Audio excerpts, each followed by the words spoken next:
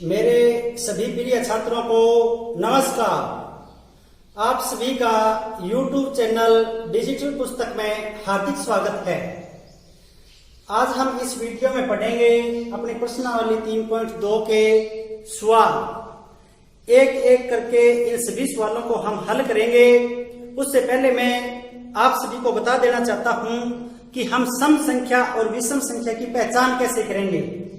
क्या हमने पीछे जो बताया था उसी अकॉर्डिंग हम उन संख्याओं की पहचान करेंगे? नहीं, वो जटिल प्रक्रिया हो जाती है। जैसे हमें पता है कि 2 से जो संख्याएं विभाजित होती हैं वो तो सम हैं, और जो 2 से विभाजित नहीं होती हैं वो विषम हैं। तो ये 100 तक की संख्याओं के लिए तो ठीक है, लेकिन जब हम बड़ी संख्याओं का जिक्र करें, जैसे 5673, क्या ये संख्या सम है या विषम है, ये जानने का प्रयास करें। या 75,02,72, ये संख्या सम है या विषम है। जब हम बड़ी संख्याओं का जिक्र करेंगे तो ये प्रक्रिया हमें जटिल लगेगी। इन संख्याओं का हम कैसे पता करें कि ये सम और विषम संख्याएं हैं?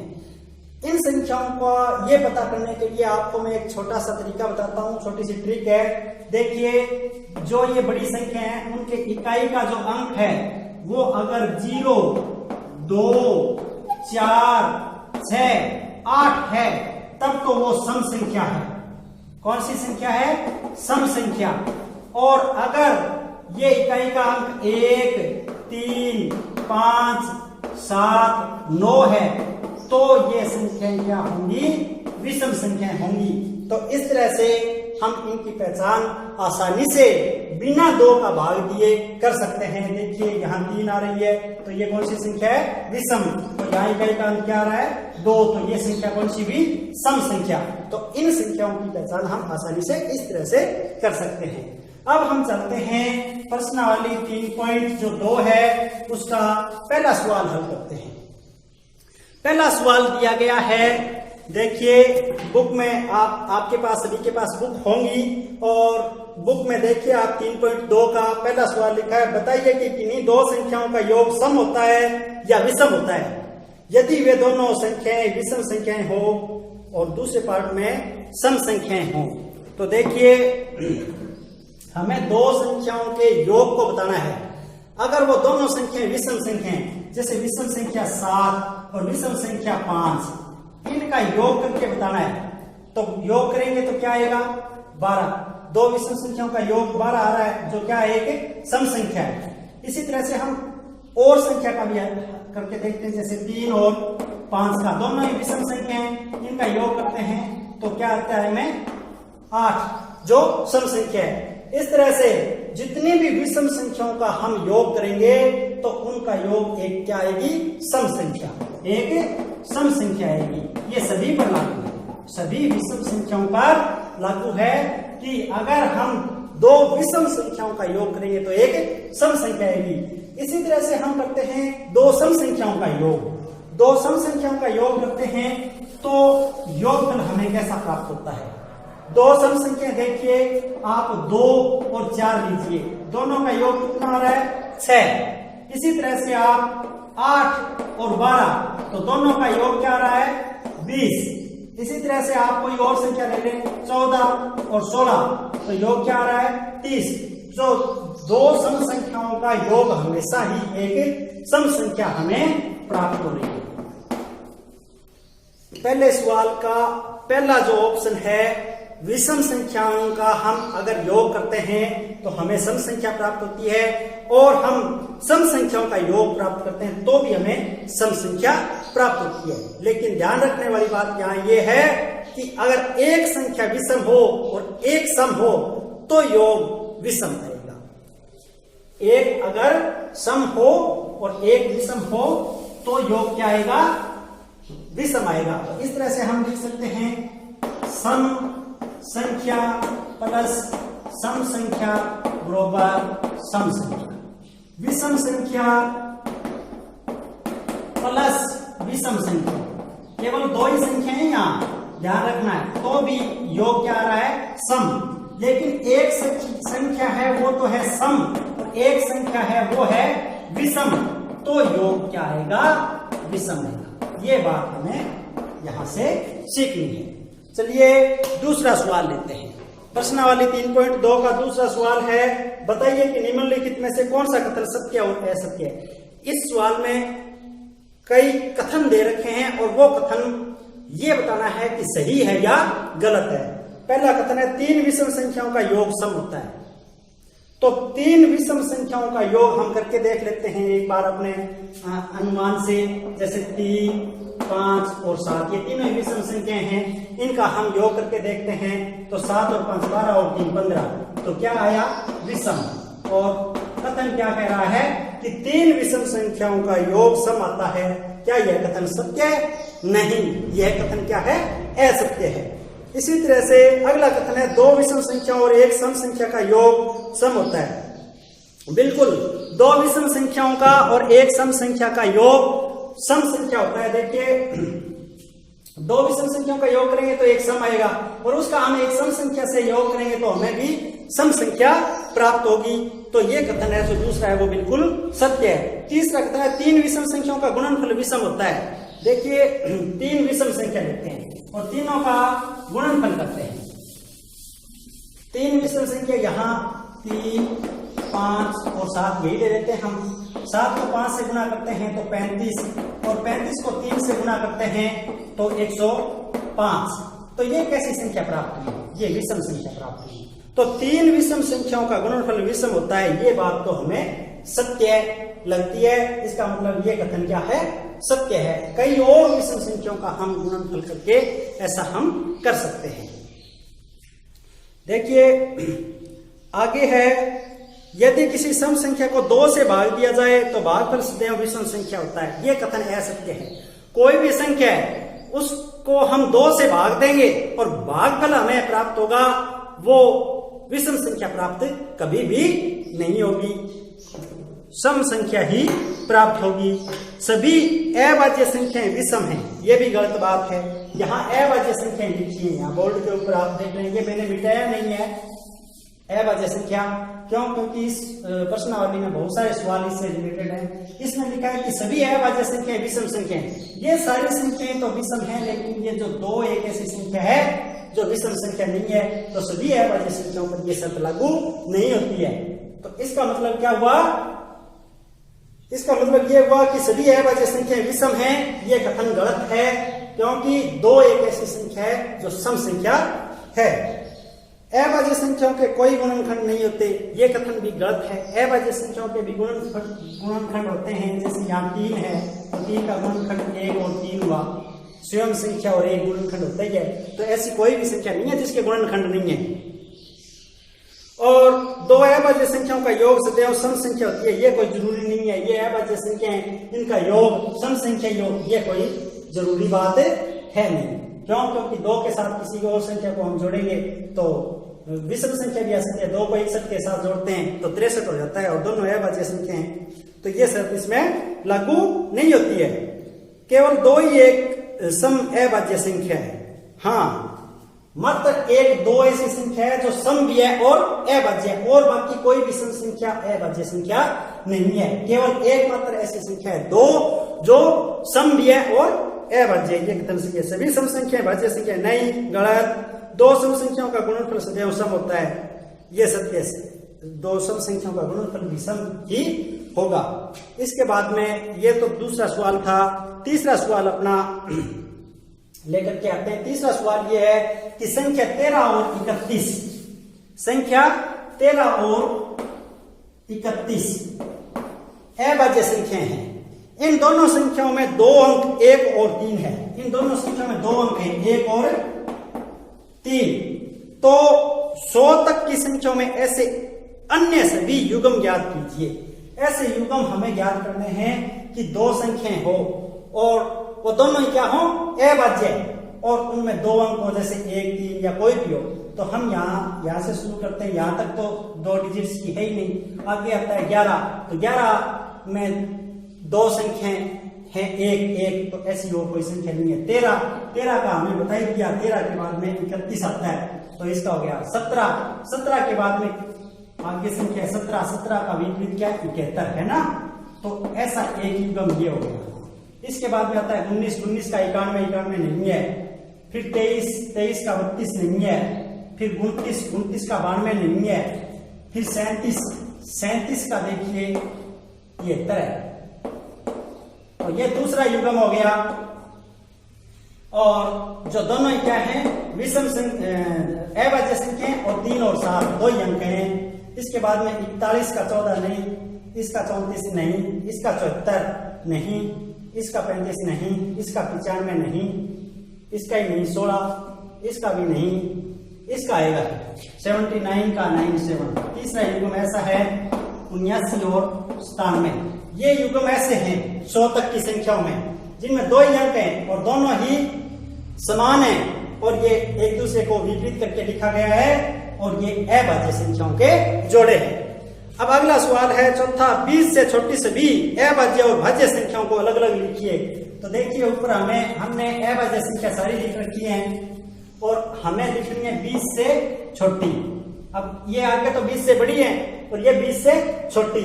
20 से छोटी अभाज्य संख्या यहां लिख देते हैं हम अभाज्य। और 2, 3, 5, 7, 11, 13, 17 और 19 इसको देख करके लिख लिया। एक को लिखना नहीं है और बाकी जो बच गई वो संख्या लिख देते हैं 2, 3, 4, 6, 8, 9, 10, 12, 14, 15, 16, 18 और 20। और 20 से कम कम लिखनी है तो ये संख्याएं हो जाएंगी भाज्य और ये हो जाएंगी अभाज्य। इसके बाद में अगला सवाल 5वां है, 1 से 10 तक के बीच की सबसे बड़ी अभाज्य संख्या लिखिए। 5वां सवाल देखिए आप। 5वां सवाल है 1 से 10 के बीच की सबसे बड़ी अभाज्य संख्या। 1 से 10 तक यहां और सबसे बड़ी अभाज्य संख्या क्या हुई 7। तो अपना उत्तर हो जाएगा 7। 1 से 10 तक की सबसे बड़ी अभाज्य संख्या वो क्या है 7। अगला सवाल है, निम्नलिखित को दो विषम अभाज्य संख्याओं के योग के रूप में लिखिए। छठा सवाल। छठे सवाल में लिखा है कि 44 है, इसका जोड़े के रूप में लिखना है इसको और विषम अभाज्य संख्याओं के योग के रूप में, यानी इसके ऐसे जोड़े बनाने हैं जो विषम हो और अभाज्य संख्या हो। तो देखिए 1 है वो अभाज्य नहीं है, 2 है वो भाज्य है लेकिन क्या है सम है तो नहीं बनाएंगे। तो फिर क्या होती है संख्या 3 इसमें से निकालेंगे तो कितने बच जाएंगे 41। 41 और 3 कितने होते हैं 44। तो इनका जोड़ा ये बना दिया 3 + 41 योग के रूप में है और अभाज्य संख्या है और विषम संख्या है। ये इसका उत्तर होगा। इसी तरह से आप 36, 24 और 18 के एक में और बता देता हूं 36 का। आगे वाले दो आप खुद करोगे 24 और 18 के आप प्रयास करें। देखिए हमें यहाँ 1 नहीं लेना है, 2 नहीं लेना है। उसके बाद में आता है 3, तो 3 लेते हैं तो फिर यहाँ 33 बच जाते हैं। तो 3 और 33, लेकिन 33 क्या है भाज्य संख्या है, इसलिए ये युग्म गलत होगा। उसके बाद में 4 नहीं लेना है, 5 लेते हैं विषम संख्या। 5 इसमें से कम करते हैं तो 31 और ये जोड़ा इनका योग 36 हो गया और दोनों ही विषम संख्याएं और अभाज्य संख्या। चलिए अपना अगला सवाल है 7 नंबर, अभाज्य संख्याओं के ऐसे 3 युग्म लिखिए जिनका अंतर 2 हो, जिनका आपस में अंतर क्या हो 2 हो। तो ये अभाज्य संख्याएं लिखी हुई हैं, इनमें आप देखिए इनका अंतर क्या है 2, एक जोड़ा तो ये हो गया। इनका अंतर क्या है 2, 5 और 7, एक जोड़ा ये हो गया। आगे 7, 11 अंतर 4 का हो गया, 11 और 13 ये जोड़ा ऐसा है जो अभाज्य संख्याओं का 2 का अंतर है। फिर 13, 17 में जाता है 17, 19 हो जाएगा। चौथा जोड़ा 17, 19। अगला 19, 23 जाता है, 23, 29 जाता है, 29, 31 आ जाएगा अगला 29, 2, 31। इस तरह से हम चलते हैं, ऐसे जोड़े प्राप्त करते हैं जिनमें अंतर क्या है अभाज्य संख्याओं का अंतर 2 का है। अब हम प्रश्न नंबर 8 लेते हैं। निम्नलिखित में से कौन सी संख्याएं अभाज्य संख्याएं हैं? यहाँ 23, 51 और 37 और 26 दे रखा है, तो यहां इसमें देख लेते हैं 23 अभाज्य संख्या है, 51 इसमें नहीं है, और 37 इसके अंदर है और 26 इसमें नहीं है, तो इसकी जो अभाज्य संख्या है वो आ जाएगी 23 और 37। अगला जो सवाल है 9 नंबर, वो सवाल है 100 से छोटी 7 क्रमागत भाज्य संख्या लिखिए जिनके बीच में कोई अभाज्य संख्या नहीं हो। ये देखिए गजब सवाल है। प्रश्न नंबर 9 अपनी बुक में अच्छी तरह से पढ़िए कि 100 से छोटी सारी संख्याएं और 7 क्रमागत, क्रमागत का मतलब होता है लगातार आने वाली भाज्य संख्याएं लिखनी है जिनके बीच में कोई अभाज्य संख्या न हो। इसका मतलब 2 ऐसी अभाज्य संख्याएं हमें ढूंढनी है जिनके बीच में कम से कम 7 हो। तो इनके बीच में 1 है, कोई नहीं है, इनके बीच में 1 है। इस तरह से हमें ये इन दो संख्याओं के बीच में अंतर ढूंढना है, जैसे ढूंढा था ना 2 का, तो हमें अंतर ढूंढना है, और जिनके बीच में अंतर आ जाए 7 वो संख्या यहां हो जाएगी। यहां भी नहीं आ रहा है, यहां भी नहीं हो रहा है, यहां भी नहीं है, यहां पर भी नहीं है, यहां पर भी नहीं है, यहां पर भी नहीं है, ये भी नहीं है, ये भी नहीं है, ये भी नहीं है, यहां आ जाएगी। इन 2 संख्याओं के बीच में आप आसानी से 7 ऐसी संख्याएं लिख सकते हैं जो लगातार हैं और भाज्य संख्याएं। देखिए 89 के बाद में आती है 90, 91, 92, 93, 94, 95 और 96। 1 2 3 4 5 6 7, 89 और 97 के बीच में 7 ऐसी संख्याएं हैं जो लगातार भाज्य संख्याएं आ रही है, 100 से छोटी है। अगला प्रश्न है 10वां कि निम्नलिखित संख्याओं में से प्रत्येक को 3 अभाज्य संख्याओं के योग के रूप में व्यक्त कीजिए। यहाँ ये ऑप्शन में दे रखा 21, इसके 3 टुकड़े करने हैं, तीनों टुकड़ों का योग 21 होना चाहिए और तीनों ही अभाज्य संख्या होनी चाहिए।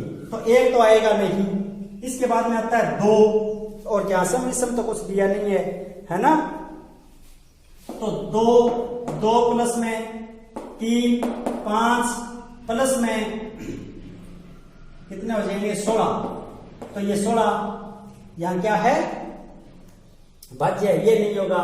तो फिर और अगली संख्या लेंगे हम, 3 प्लस में 5 कितने हो गए 8, 8 इसमें से गए तो कितने हो गए 13, और तो ये हो गए 13 5 18 3 21, और तीनों ही अभाज्य संख्याएं। 3 ऐसे टुकड़े बना दिए हमने जो तीनों अभाज्य संख्याओं के युग्म के रूप में है। इसी तरह से आप 31, 53 और 61 के बनाने का प्रयास करें। छोटी संख्या से लेना आप अपने आप बन जाएंगे। 11 नंबर सवाल, 20 से छोटी अभाज्य संख्याओं के ऐसे 5 युग्म लिखिए जिनका योग 5 से विभाज्य हो, यानी 5 से भाग किया जा सके। तो ऐसे जोड़े हम प्राप्त करेंगे। देखिए 2 और 3 का योग कितना होता है 5, जो 5 से विभाजित है। 3 5 का नहीं, 3 और 7 का योग होता है 10, जो 5 से विभाजित है, और 7 5 12 नहीं, 11 5 ये भी नहीं, ये आ जाएगा। देखिए 7 और 13 20 होता है, और 20 में भाग चला जाएगा 5 का, ठीक है। इसी तरह से आप 17 13 का योग कर सकते हैं, 30 होता है, 13 प्लस 17 और 30 होता है, जिसमें 5 का पूरा पूरा भाग चला जाएगा। ये सारी संख्याएं हैं वो 20 से छोटी होनी चाहिए। आप 19 और 11 का योग करके भी आप कर सकते हैं। इसी तरह से अब लास्ट सवाल है, और वो है रिक्त स्थानों की पूर्ति कीजिए। 12 नंबर, वह संख्या जिसके केवल 2 गुणनखंड हो एक अभाज्य संख्या कहलाती है, इसका रिक्त स्थान आएगा। ये ऐसी संख्या है जिनके केवल 2 गुणनखंड है, वो स्वयं संख्या और 1। वह संख्या जिसके 2 से अधिक गुणनखंड हो वो भाज्य संख्या कहलाती है। ये परिभाषाएं हैं, ये याद आपको रखनी है, ठीक है। एक न तो भाज्य और न ही अभाज्य, एक संख्या ऐसी है जिसको भाज्य और अभाज्य दोनों की श्रेणी से ही हटा दिया गया है। सबसे छोटी अभाज्य संख्या 2 है, और सबसे छोटी भाज्य संख्या वो है 4। आप लोगों को मैं बता दूं 2 3 के बाद में इनके बीच में कौन सी संख्या बची 4, जो भाज्य संख्या वो सबसे छोटी है। इसमें 1 और 4 के अलावा 2 का पूरा पूरा भाग जाता है। सबसे छोटी सम संख्या सम संख्या 2 है और जो अभाज्य भी है। इस प्रकार हमने ये प्रश्नावली 3.2 कंप्लीट की। सारे के सारे सवाल एक एक करके हमने हल करने का प्रयास किया। आप लोगों के अच्छी तरह से समझ में आए होंगे और इस वीडियो को आप बार बार देख करके अच्छी तरह से समझ सकते हैं। आप सभी का शुभ दिन।